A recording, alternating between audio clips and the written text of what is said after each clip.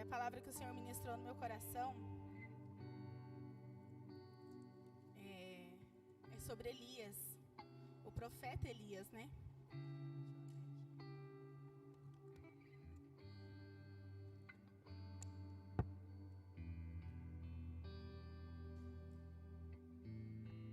E quem foi o profeta Elias, né? A palavra de Deus nos relata fatos extraordinários a respeito desse profeta. E a gente vai conversar um pouquinho sobre ele essa noite. O profeta Elias, ele aparece em 1 Reis 17, indo falar com o rei Acabe, declarando seca, né? Ele fala: tão certo como vive o Senhor, não vai chover na terra durante 3 anos. E ali ele se posiciona, porque naquele tempo o povo de Israel, ele estava dividido. A minha tradução, irmão, é King James, mas ela não tem aqui. E o povo estava dividido, o povo, ele estava adorando a outros ídolos, né? E estava dividindo o povo de Deus. E aí ele se levanta, se posiciona e fala, como a gente leu aqui, né? Quem vocês vão seguir? Se é o Senhor, o único Deus verdadeiro, então segue-o. Se é Baal, então segue-o. Mas para de ficar cocheando em 2 pensamentos. E aí esse profeta, ele está aqui, ó, em 1 Reis 17. Elias de Tisbita, que era dos habitantes de Gileade, disse a Acabe: como vive o Senhor de Israel, diante do qual me ponho de pé, não haverá orvalho nem chuva nestes anos, senão segundo a minha palavra. E a palavra do Senhor veio a ele dizendo: vai-te daqui e vira-te para o oriente e te oculte junto ao ribeiro de Querite, que está diante do Jordão. E será que tu beberás do ribeiro, e tenho ordenado aos corvos que te alimente ali. Assim ele se fez segundo a palavra do Senhor, porque foi e habitou junto ao ribeiro de Querite, que está diante do Jordão, e os corvos lhes traziam pão e carne pela manhã, e pão e carne ao anoitecer, e ele bebia do ribeiro. A gente passa e lê um negócio desse e fala: nossa, que legal, né? Mas aqui, a palavra de Deus está declarando que os corvos, aquele que não pode ver um animal morto, que vai lá e futrica na sujeira, estava pegando carne e pão e levando para o profeta comer. Isso é extraordinário, né? A natureza que a gente julga ser irracional, que são os animais, estava com uma obediência assim extraordinária.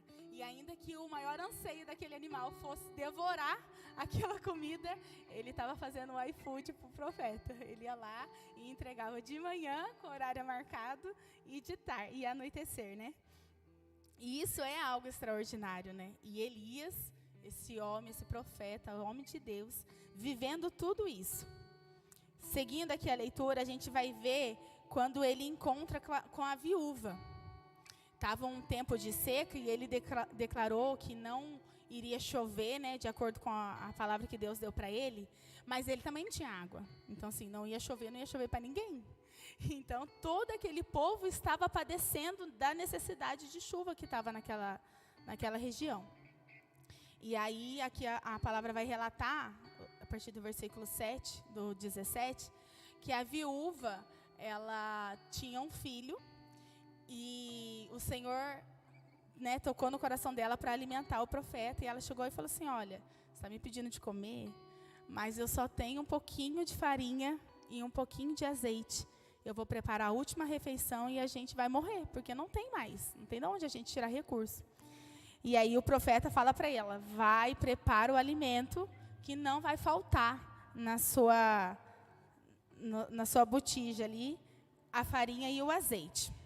Fala assim: sucedeu depois de um tempo, o 7, que o ribeiro secou, porque não havia chuva na terra. E a palavra do Senhor veio até ele, dizendo: levanta-te e vai a Sarepta, a qual pertence a Sidom. E habita ali, eis que tem ordenado uma viúva que te sustente. Assim ele se levantou e foi a Sarepta. E quando chegou ao portão da cidade, eis que a viúva estava lá, juntando uns gravetos.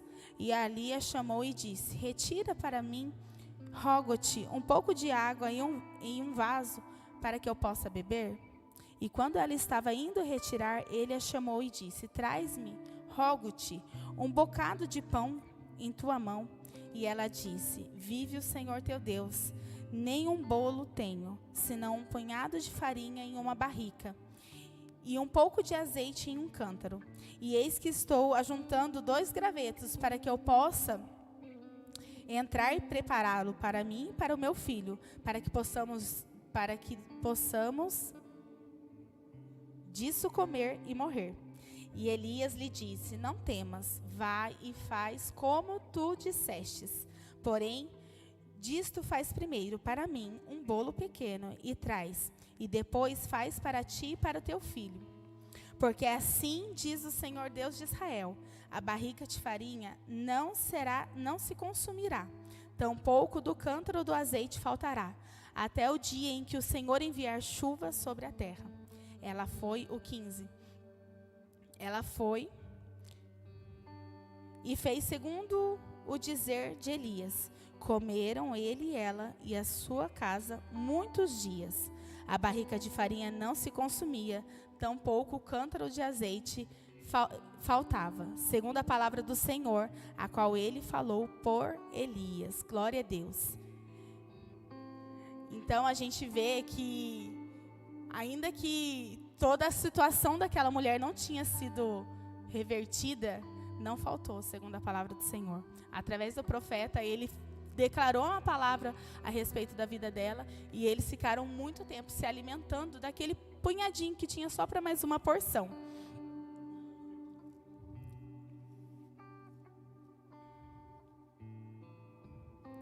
E aqui vai falar a respeito do filho dessa mulher, né? Ela já era viúva, só era ela e o filho dela morre. E ela vai e chega para o profeta e fala assim: poxa vida, você é um homem de Deus, e essa desgraça acontece na minha casa? E o profeta pega o filho dela, sobe para o quarto dele, deita o menino, deita em cima do menino e começa a clamar ao Senhor, para que ele devolvesse a vida para o menino. E o menino volta, o menino ressuscita. Glória a Deus. Então, mais uma vez, a gente vê esse profeta diante de milagres extraordinários. Amém? Tá dando para acompanhar, gente? Glória a Deus. E no 21, e ele clamou ao Senhor e disse: Senhor meu Deus, suplico-te que permitas que a alma dessa criança retorne novamente a ela. E o Senhor, o 22, e o Senhor ouviu a voz de Elias, e a alma da criança voltou a entrar nela, e ela reviveu.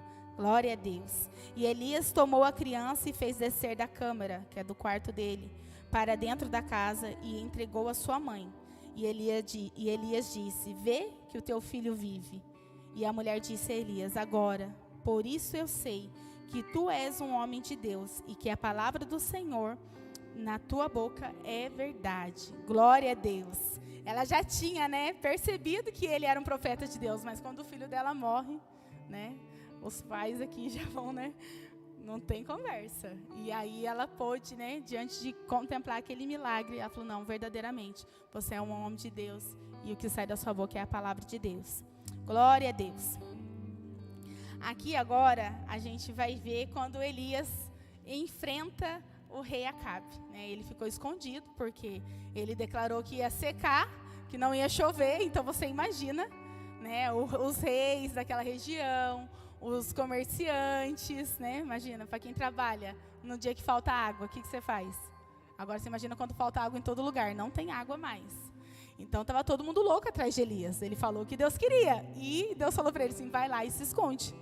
Por que os corvos alimentavam Elias? Porque se ele aparecesse na rua, irmão, ele ia apanhar. O povo não ia deixar barato, E Deus tinha um propósito através daquilo. Então ele tinha que preservar a vida de Elias. Então ele orientou a Elias que Elias se escondesse. E dessa vez foi o Senhor que mandou Elias se esconder. Então o rei, mandando vários, como que a gente fala? Vários servos, procurar Elias, e não achava Elias em lugar nenhum. E até tinham alguém que era próximo do rei que escondeu, né, algumas pessoas que serviam ao Senhor. Ele escondeu, acho que 100, né? Que depois a mulher dele vai atrás do outro profeta para reivindicar o que o marido dela tinha feito. A viúva que vai atrás de Eliseu, né? Assim, ó, o meu marido, quando estava vivo, ajudou. E agora está aqui, né? A minha necessidade, mas amém. E aí ele vai e aparece do nada e fala assim, avisa Acabe que eu estou aqui. E o profeta, o servo fala assim, como que eu vou chegar? Tá todo mundo te procurando e ninguém te acha. Se eu chegar agora para o rei e falar que você está aqui, ele vai me matar. Ele falou, não, vai lá e fala que eu estou aqui, que hoje, ainda hoje, eu vou falar com ele. Aqui, ó, no 18:15. Elias disse, tão certo como vive o Senhor dos exércitos, a quem eu sirvo, hoje eu me apresentarei a Acabe. 16. Então, é o Obadias que eu estou falando dele. Foi encontrar-se com Acabe, passou-lhe a informação e Acabe foi ao encontro de Elias. Quando viu Elias, disse-lhe, é você mesmo, perturbador de Israel? Não tenho perturbado Israel, Elias respondeu, mas sim você e a família de seu pai. Vocês abandonaram os mandamentos do Senhor e seguiram a Baalins. Agora convoque todo o povo de Israel para encontrar-se comigo no Monte Carmelo. Traga os 450 profetas de Baal e os 400 profetas de Aserá, que comem a mesa de Jezabel. Então, Acabe convocou todos os israelitas e reuniu os profetas no Monte Carmelo. Glória a Deus. Se você for pesquisar, irmão, a respeito do monte, ele era muito alto. E esse confronto, ele aconteceu lá no topo mesmo do monte. Então, subiu os 450, mais os 400 profetas, que serviam a outros deuses, e Elias. E lá ele foi e fez aquele, levantou aquele altar, falou assim, ó, vocês vão levantar o altar para o Deus de vocês, e eu vou levantar um altar para o único Deus verdadeiro. E o Deus que responder com fogo é o Deus verdadeiro, e acabou a conversa.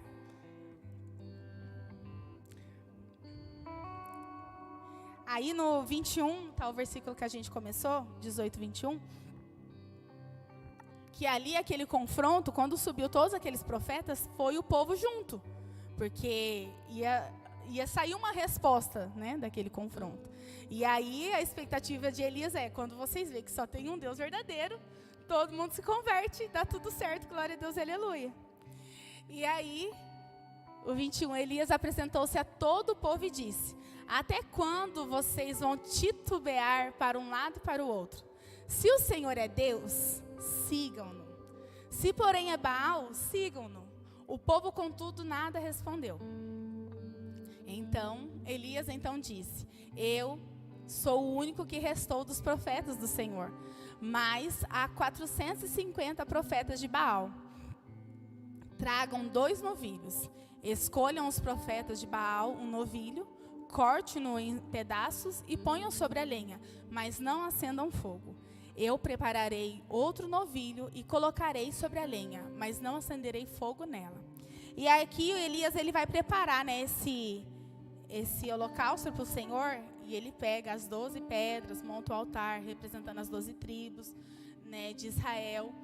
E aí ele começa a provocar, né, os outros profetas, que ele fala assim, eu acho que o Deus de vocês é surdo, então vocês têm que gritar mais alto, ele deve estar ocupado, ele deve estar dormindo, ele deve estar fazendo outra coisa, e ele começa aquela provocação.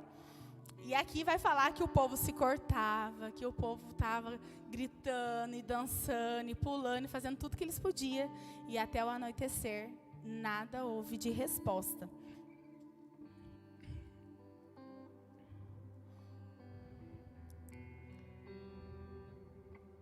O 27.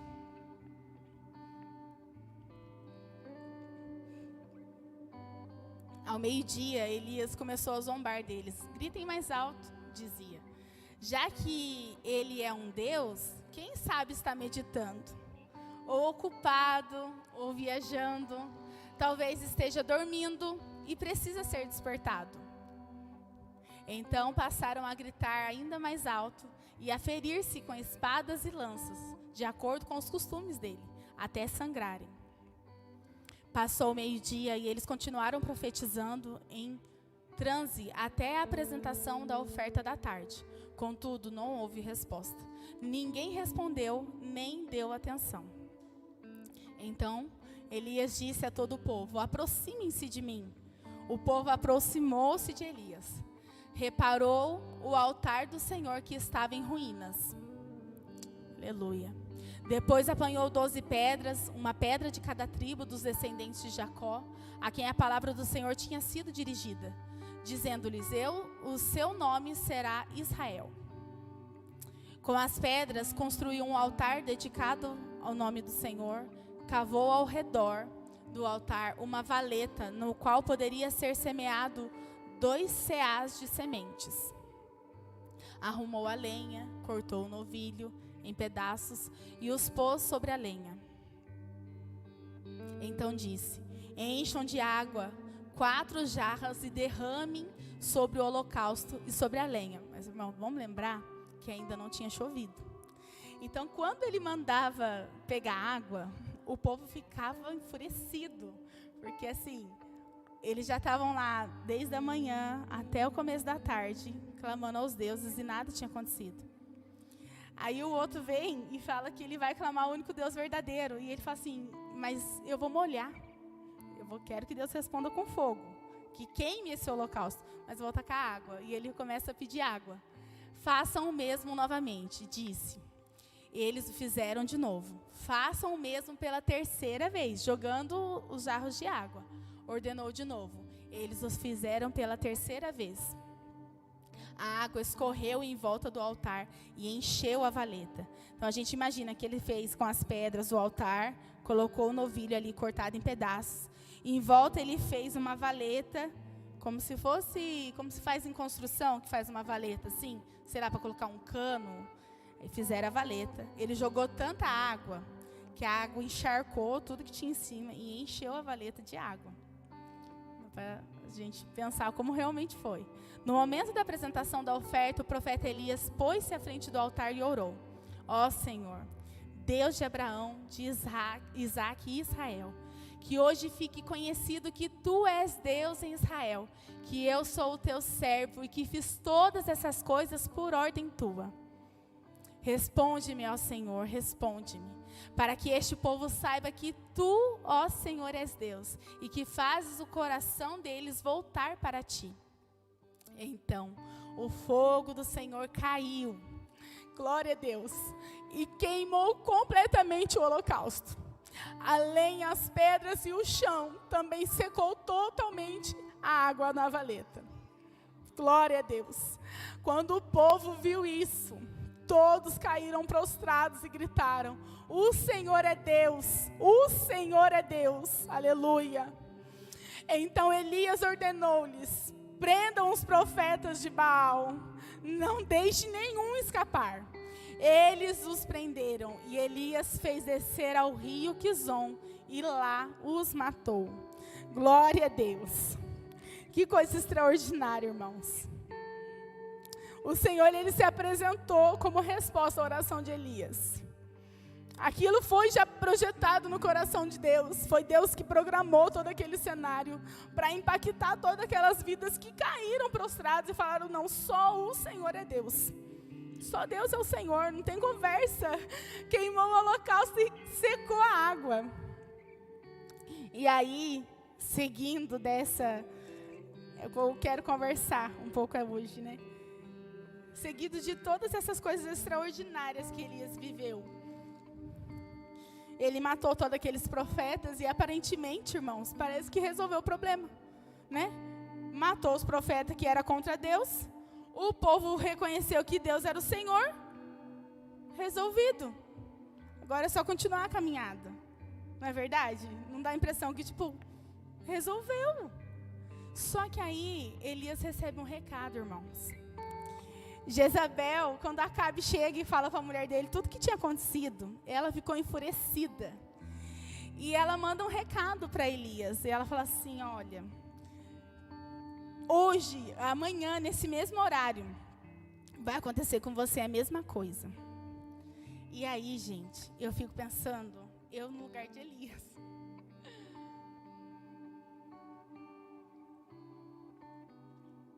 É claro que diante de uma necessidade, cada um vai corresponder de um jeito. Mas eu fico imaginando, gente, ele tinha ressuscitado o menino. O corvo já tinha alimentado ele com hora marcada, não faltava. Não atrasava a refeição dele. Vamos supor, se Elias gostava de comer 11 horas, o corvo chegava lá 5 para as 11 para alimentar Elias. Com hora certa, de manhã e ao entardecer. Ele orou pela mulher e ela continuou comendo de uma vasilha que estava acabando o alimento. Não tinha mais. E eles se alimentaram vários dias e ainda chegou mais uma pessoa na casa. Aumentou a despesa da casa e todo mundo comeu bem. O filho da mulher morre, e ele ora ao Senhor, e o menino ressuscita. E aí ele vai, sobe um monte, confronta todos aqueles deuses estranhos, né? Provoca todos aqueles profetas, Deus responde com fogo, e ele mata todo mundo. E quando ele recebe o recado de Jezabel, ele vai se esconder na caverna. E ele pede para o Senhor para morrer. E aí a gente tem que se colocar um pouquinho no lugar de Elias. Aqui alguém já viu ressuscitar alguém? Eu nunca vi, irmãos. Mas muitas vezes, diante de alguns confrontos na nossa vida, algumas necessidades que chegam até nós, às vezes a gente se esconde numa caverna. Mesmo não tendo contemplado tudo isso que Elias contemplou, que nunca mais alguém vai ver igual, a gente faz as mesmas coisas, irmãos. Então, no primeiro momento, a gente leu tudo isso falando a respeito de Elias, e a gente percebe que Elias, ele era guiado por uma visão que ele recebeu do Senhor. Ele recebe uma visão do Senhor, e essa visão impulsiona Elias, a ponto dele se rebelar contra toda uma nação, que estava titubeando em dois pensamentos, que estava prostituindo, né, com outros deuses, porque a palavra de Deus fala, né, que quando o povo se rendia a outros deuses, era como prostituição. Estava se prostituindo com outros deuses, sabendo quem era o Deus verdadeiro. Então a gente vê Elias, ele sendo impulsionado por uma visão que recebeu do Senhor. E glória a Deus por isso. Porque a gente precisa ser direcionado por uma visão que recebemos do Senhor. Não é o que eu quero, não é o que eu gostaria, não são os meus sonhos, os meus projetos, são a visão que eu recebi do Senhor. Ah, Beatriz, mas eu não tenho visão. Então a gente vai orar primeiro, irmão, para receber a visão. Fala, Senhor, eu preciso de uma visão. Eu preciso de uma visão que mesmo no dia mau, isso me impulsione. Uma visão que ainda que o cenário ele seja como era de Elias. Parecia que só tinha ele. Ele falou, eu fui. Ele chega a falar, eu fui o único que sobrou. Só tem eu. E aquilo era tão forte dentro de Elias. O Espírito Santo de Deus conduzia tão forte ele através daquela visão que ele se levanta, achando que era só ele. E ele vai e confronta todo aquele povo, crendo na visão que ele recebeu do Senhor. E aí a gente se depara com a humanidade de Elias. A fragilidade dele, a necessidade, a decepção que ele teve. Mas eu, Beatriz, lendo aqui, me parece que foi apenas uma ameaça, irmãos. E conhecendo Deus como ele conhecia, experimentando tudo de Deus que ele experimentou, era fazer mais uma oração para o Senhor. Eu sou enviada de Satanás, está me ameaçando, o Senhor vai fazer o quê com ela? Porque os profetas, o Senhor matou todos, 850 homens. É uma mulher ameaçando ele. Uma mulher, aí fala assim, porque a mulher conversa, irmãos. Nada disso. Era uma pessoa, uma única pessoa ameaçando Elias. Então, me parece que o problema não foi a ameaça que ele recebeu. Porque imagina o que aqueles outros estavam lá falando, que estavam fazendo isso, que estavam fazendo aquilo. Quantas coisas aqueles aqueles profetas que serviam a deuses estranhos podia estar fazendo contra Elias? Porque aquilo não intimidou Elias? Porque ele não se sentiu confrontado com os outros profetas? Entende? Então foi uma ameaça, como de tantas outras. Ele ficou escondido numa caverna porque ele estava sendo ameaçado. Então me parece que o problema não foi a ameaça, é alguma coisa que tinha dentro de Elias, que quando chegou a ameaça, ele baqueou. E eu percebo que isso acontece também na minha vida, e eu acho que acontece com os irmãos também. Muitas vezes as afrontas, as coisas que chegam até nós, o problema não é o que chegou. O problema não é o que falaram. O problema não foi a mensagem, o áudio que você recebeu. O problema é o que está aqui dentro, que quando encontra com o que chega, desmonta a gente.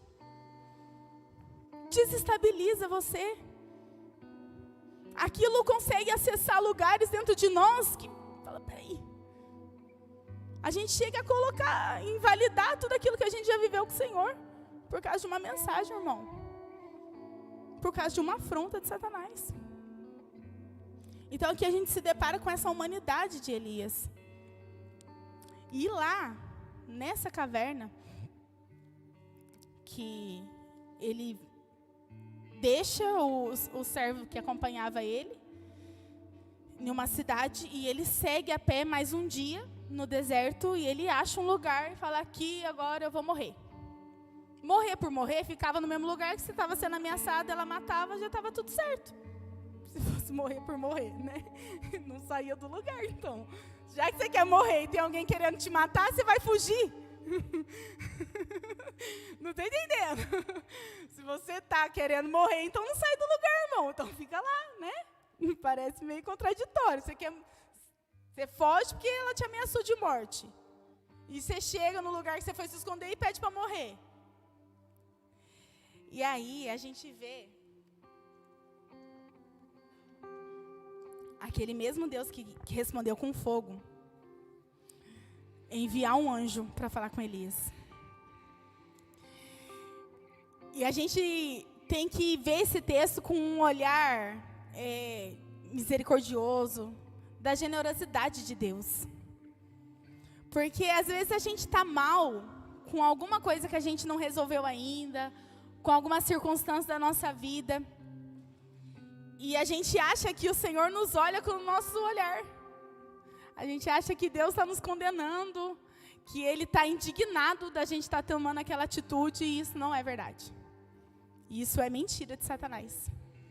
Porque o Senhor, Ele não nos acusa. Ainda que a gente esteja, eu não estou falando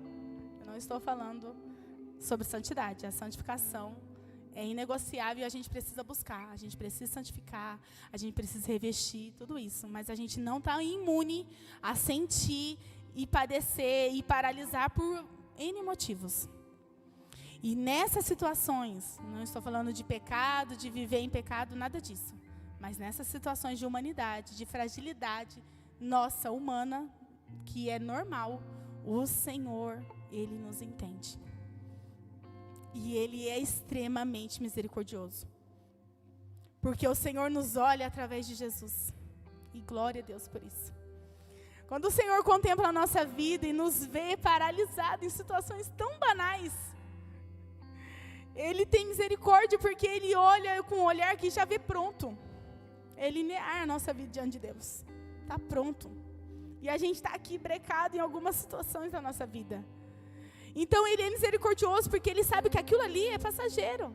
Daqui a pouco resolve, daqui a pouco amadurece, daqui a pouco cresce e passou. E aí o Senhor envia um anjo para falar com Elias. No 19:9.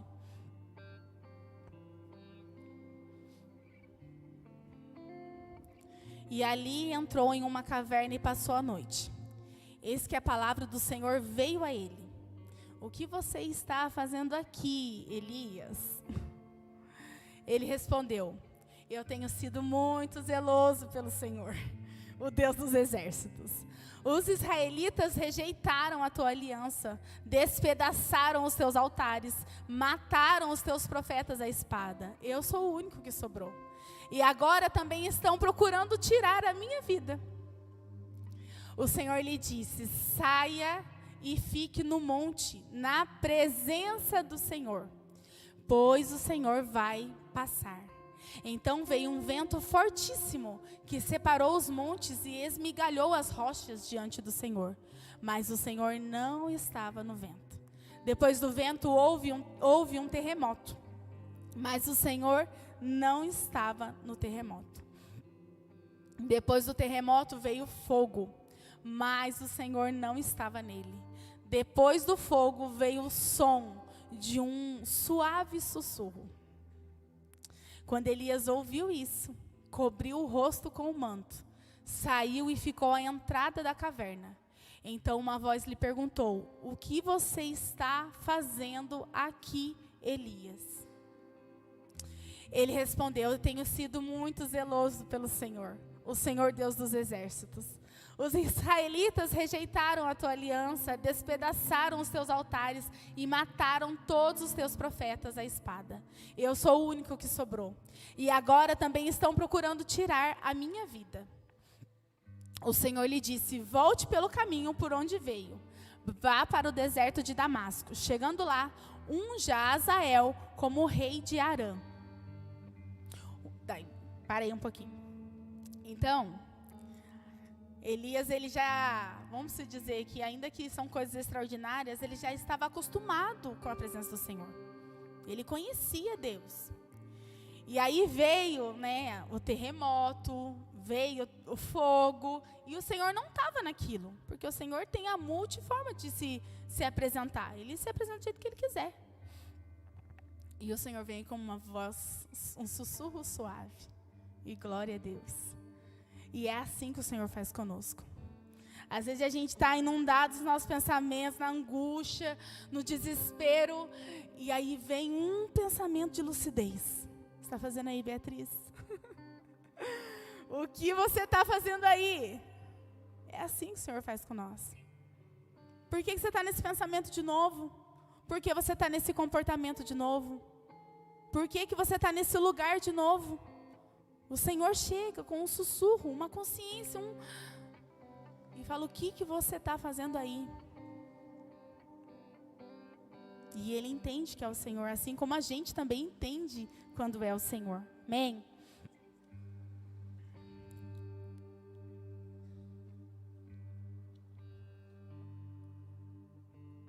E o Senhor, Ele chega e traz um propósito para Elias. Ele estava sendo guiado por uma visão. Ele teve um momento de crise de identidade, de humanidade dele. E agora o Senhor, misericordioso, paciente com Elias, foi lá bater um papo com ele. O que você está fazendo aí? Ainda tem 7.000 escondido. Essa é a declaração que o Senhor faz para ele. Você vai sair daqui. Você vai voltar por onde você veio. Quem lembra do Lidere 1? Pode ir, irmão. Vai indo. Quando você quiser voltar, você vai voltar por onde você veio. É o mesmo caminho. Arrumando tudo. Não tem conversa. E aí ele fala: volta pelo caminho que você veio. E você vai ungir um rei. Um novo rei. E aí, Elias é renovado, Ali o Senhor renova Elias. Eu quero o versículo 19 e 12, a gente já leu,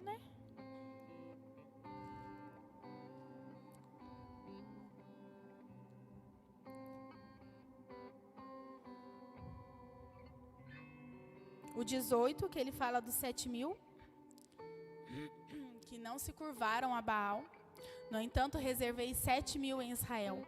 Todos aqueles cujos joelhos não se dobraram diante de Baal, e todos aqueles cuja boca não o beijou. E aí que depois o Senhor fala que ele precisa preparar o sucessor, que é Eliseu.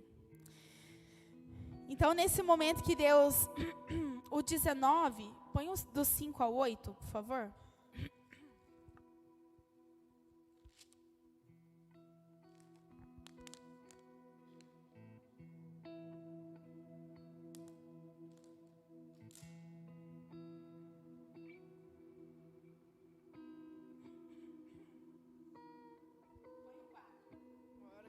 Show.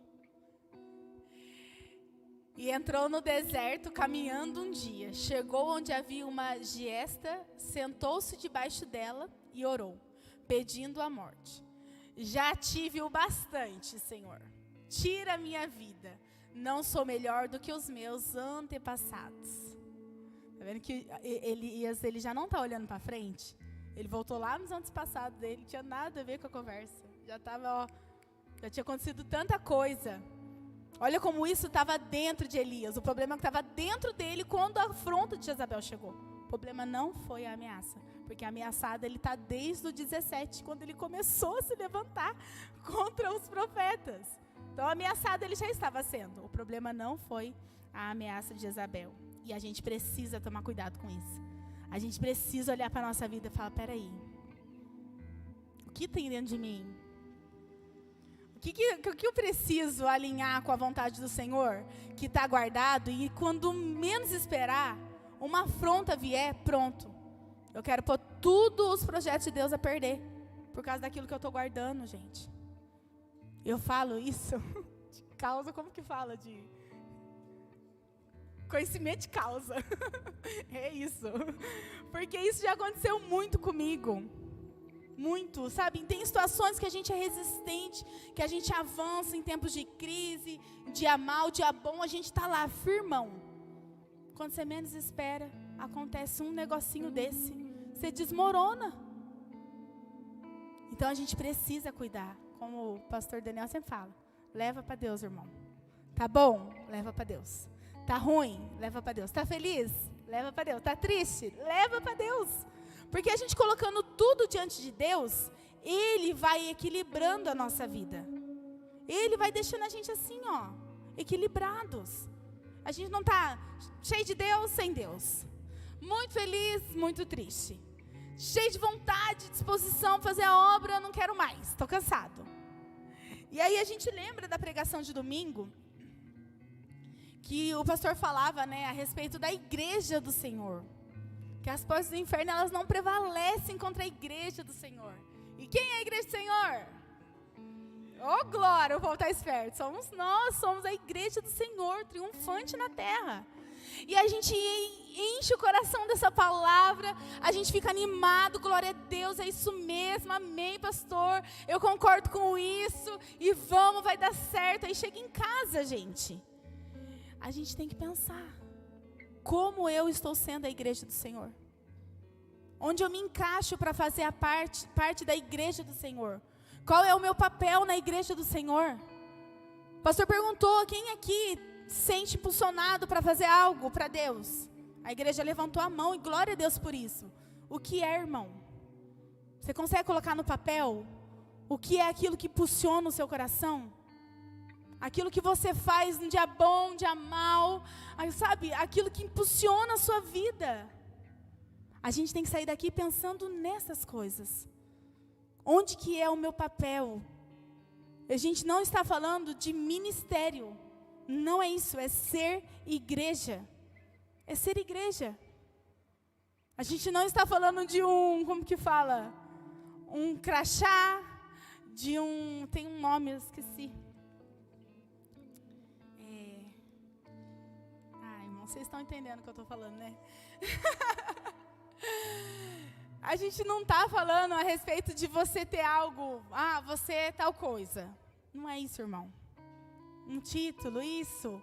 Não é isso, irmão. É ser igreja. Fala, Senhor, eu gosto de, o pastor pregando nos dons, a respeito dos dons, eu gosto de motivar as pessoas. Normal. Eu vou animar todo mundo. A Ednete esses dias me mandou um vídeo da a mulher, eu no meu pior dia, aí a mulher tá lá com um paninho chorando, acabada. Aí a amiga dela manda o áudio, amiga, vai dar tudo certo, Deus tá com você, que não sei. Sou eu, irmão, eu sou assim mesmo. Tô lá chorando, recebi a mensagem, esquece. Para de chorar, resolve aqui com o irmão. Então, é algo que é natural. É normal. Mas como você está? Não tem problema, não interessa. Vamos ajudar o irmão. E cada um tem o seu perfil, a sua personalidade, aquilo que move o seu coração. Com gente vendo ou com ninguém vendo. É você diante de Deus. É a sua parte de ser igreja. É aquilo que você faz porque você recebeu uma visão do Senhor. É aquilo que você faz porque você entendeu quem você é diante de Deus. Aquilo faz parte de você. E não interessa como estão as coisas. Não interessa se vai tudo bem, se vai tudo mal. Isso não tem a ver com as coisas terrenas. Não é sobre isso. É sobre você diante de Deus. Então, quando a gente recebe essa palavra do Senhor. Bora, igreja.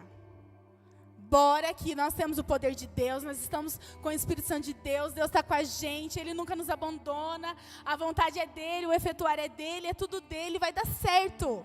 A gente recebe essa palavra. A gente precisa sair daqui, o que eu vou fazer hoje? O que eu vou fazer amanhã? É mandar um WhatsApp, é ligar para alguém, é fazer uma visita, é dar banho em alguém que está precisando? Eu não sei, irmão. Tem gente que tem facilidade para cuidar de pessoas que estão com necessidades físicas. Tem gente que tem facilidade, tem gente que não consegue. E está tudo bem, porque cada um é uma pessoa, cada um é parte do corpo, extremamente fundamental, insubstituível, que precisa estar em ação. É isso que o Senhor me falou através dessa palavra. A gente vê a visão que impulsionava a vida de Elias. A gente vê a fragilidade, a necessidade, as emoções de Elias, em algum momento querer prevalecer. E o Senhor chega nele e fala, vamos embora. E aqui o anjo vai alimentar Elias. Ele se alimenta e dorme de novo. Quando acorda, Elias, acorda. Já deu uma descansadinha, irmão. Come e dorme de novo. Elias, e a palavra de Deus fala que com essa refeição ele caminhou 40 dias. Com essa refeição. E ele chegou lá no propósito que Deus revelou no coração dele. Ele foi continuar, ele foi completar a obra. E aí a gente vê Elias, porque subiu na carruagem de fogo, coisa extraordinária, maravilhoso, irmão. Mas ele fez o que ele tinha que fazer. Ele fez o que ele tinha que fazer.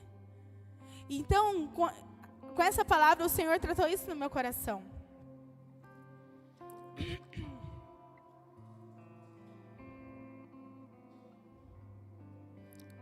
Aqui a gente vê, né? O Senhor usou Elias em situações tão diferentes. E por mais que seja extraordinário tudo que Elias viveu, ele era um filho de Deus.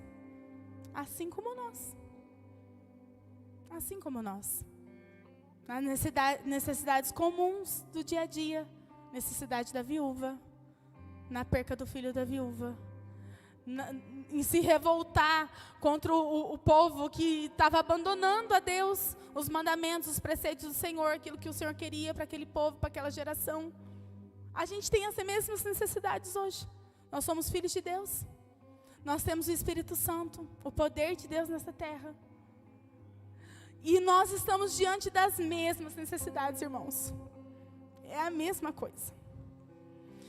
E aí, no Novo Testamento, o Senhor fala que os sinais, eles acompanhariam os verdadeiros discípulos do Senhor. A gente precisa ver esses sinais, irmãos. E não é porque a gente vai querer por causa do sinal, não. A gente já conhece o Senhor. Mas tem gente que só vai ser despertada através dos sinais. Então, se eu tiver igual Elias, querendo ficar na caverna, escondidinho, porque eu estou cansado, quero morrer, não sei o quê... Os sinais não vão acontecer, irmãos. Não vão. E a igreja triunfante do Senhor nessa terra, ela precisa se levantar na ousadia do Senhor. Não dá para ficar na minha necessidade do dia a dia. Hoje o pastor mandou uma mensagem, está tudo bem? O pastor mandou ontem, o pastor Tom mandou ontem, o pastor Fernando mandou hoje. E eu lá, eu passei a noite acordada, irmão, fazendo bolinho. Por isso que eu tô com a dicção meio travada. Não dormiu. É dormir que ela precisa. E o meu coração, eu falava, Senhor, eu sei da palavra que o Senhor confiou no meu coração. eu não vou desistir.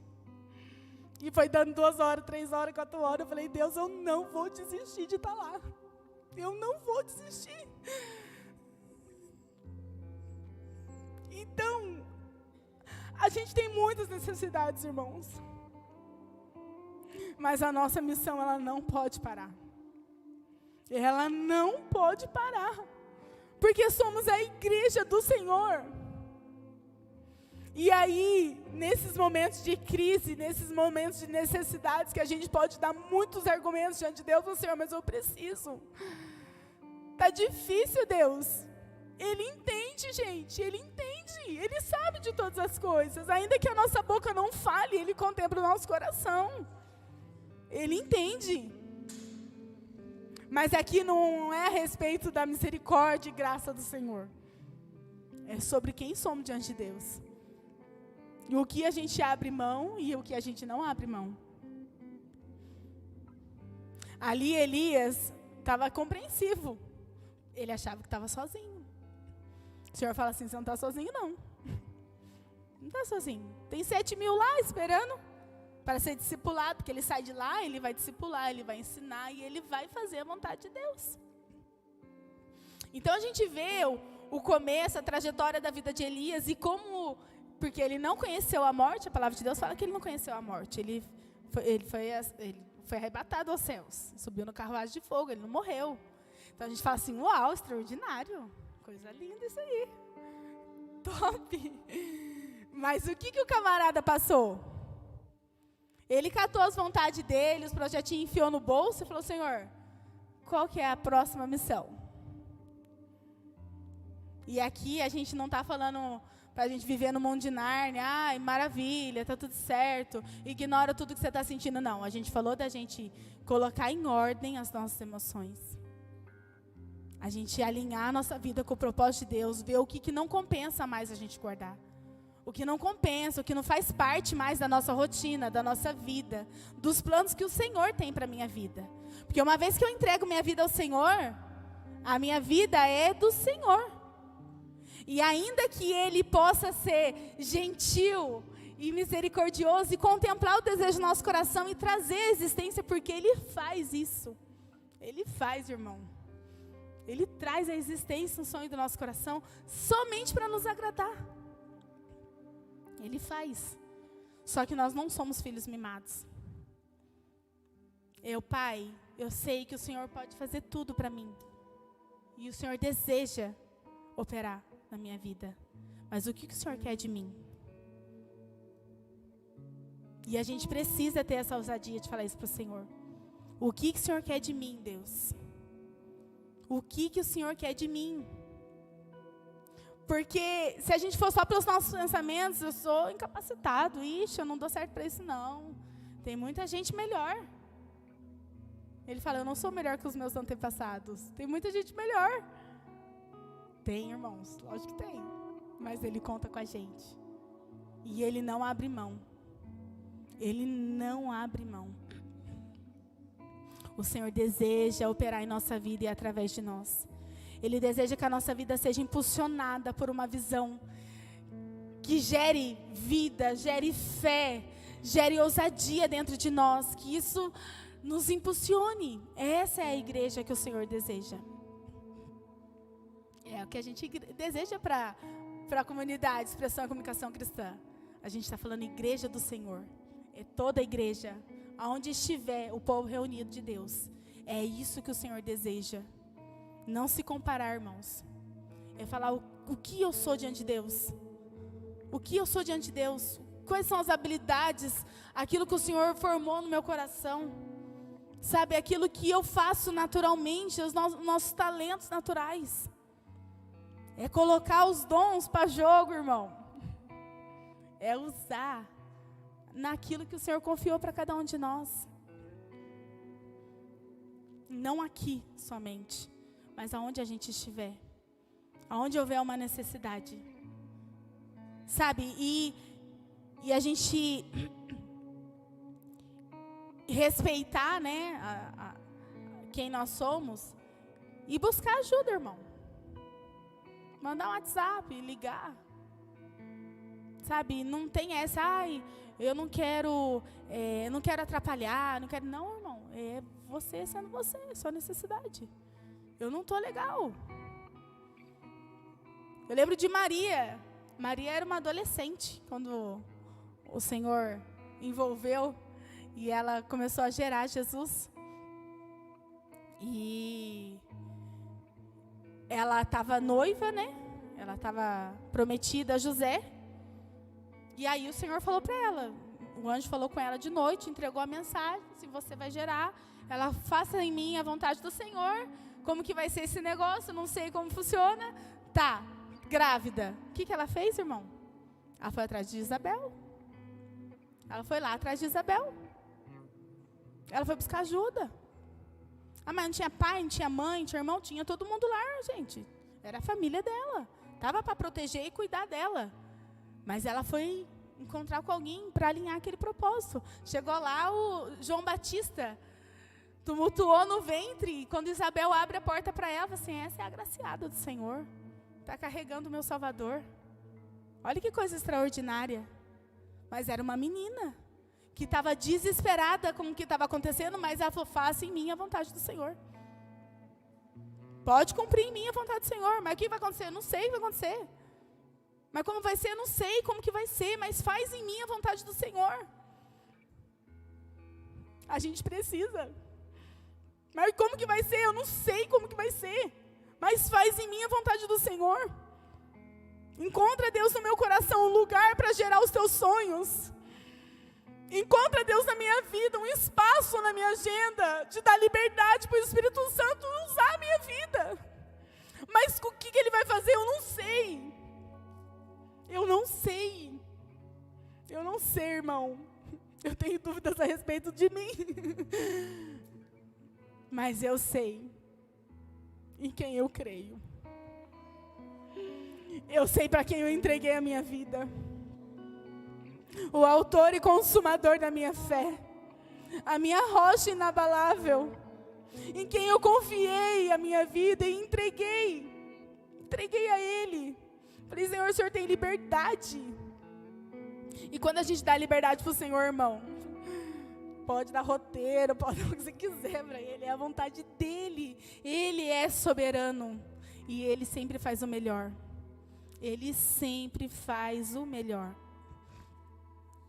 Então nós precisamos confiar no Senhor. Cada dia mais. Cada dia mais. E permitir que Ele opere a vontade dEle através da nossa vida. Em nós e através de nós. Para que o reino de Deus avance nessa terra. Ele já chegou. Já está aqui. A gente precisa viver aqui. Mas com o coração na eternidade. Com o coração nos planos do Senhor. Com o coração no que o Senhor deseja para agora. O que o Senhor deseja para esse tempo. Sabe, é acordar de manhã e falar, Senhor, eu tenho uma vida comum hoje. E trabalhar, a cuidar da família, a cuidar de algumas coisas. Vida comum. Mas o que o Senhor quer? Na minha vida comum. O que o Senhor deseja operar no dia de hoje? Através da minha vida. Senhor, me inclui nos teus planos. Me inclui nos teus planos. Ele está desejoso. Ele está muito desejoso de ouvir isso de nós. Ele tem muitos planos. Ele quer revelar algo no nosso coração. Mas a gente precisa abrir a oportunidade para que isso aconteça. Porque na nossa correria, no nosso dia a dia, não dá tempo, irmão. Você acorda meio-dia, 7h, acabou. Entendeu? Não dá tempo. Agora, quando você acorda e fala, Deus, hoje é o dia que o Senhor reservou para mim. O que nós temos para fazer hoje, Espírito Santo? Ah, irmão, é diferente. Você vai fazer as mesmas coisas. Você não é, né? Você não vai largar tudo, colocar a mochila nas costas e sair pelo mundo. Não vai, né? A gente tem as nossas responsabilidades. Mas no nosso dia a dia, Deus opera milagres extraordinários. Na simplicidade do nosso dia a dia. Em alguém que a gente encontra numa fila, no trabalho, nas nossas atividades comuns. O Senhor, Ele precisa de uma igreja viva e poderosa na vida comum de uma sociedade que está perdida, que está totalmente corrompida, que está servindo a outros deuses, às vezes achando que é até o Deus verdadeiro, mas não é. Essa sociedade precisa encontrar o Senhor. E vai ser através de nós, irmãos. Vai ser através da nossa vida. Em uma vida comum, que vai refletir a Jesus. Que vai impactar a vida de outra pessoa. A gente vê Elias, uma vida extraordinária. Impactou toda uma geração. Tanto é que Eliseu fala, o que você quer? Eliseu não desgrudava de Elias. E Elias abriu o Jordão, né? Jordão. Ele abriu o Jordão e ele passando, ele vira para Eliseu e fala assim, vai, fala, o que você quer? Antes de eu ser tirado de você, pode pedir o que você quiser. E ele fala assim, eu quero a unção dobrada do que tem sobre sua vida. Era para ele guardar a igreja? Era só para Eliseu guardar a unção dobrada? Não. Ele contemplou os feitos de Elias. Ele falou, Senhor, me envolve nesse negócio. Usa a minha vida. E Elias fala para ele, é pesado o que você pediu, viu? É pesado o que você pediu. Isso já foi difícil para mim. Acho que Elias falou assim, ó. Já foi difícil para mim. Dobrado? Tá bom. E ele fala, cumpra. Se você me ver subir, assim vai ser feito na sua vida. Então, irmãos, dá liberdade para o Senhor. Eu não sei como a igreja chegou aqui hoje. Chegou com o coração cheio de uma visão, falando, eu estou envolvida no negócio e vai dar muito certo. A gente vai ganhar muita alma para Jesus e glória a Deus, aleluia.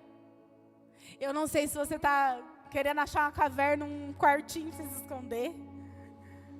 Eu não sei como você chegou, mas eu sei quem está aqui. E Ele deseja fazer coisas extraordinárias.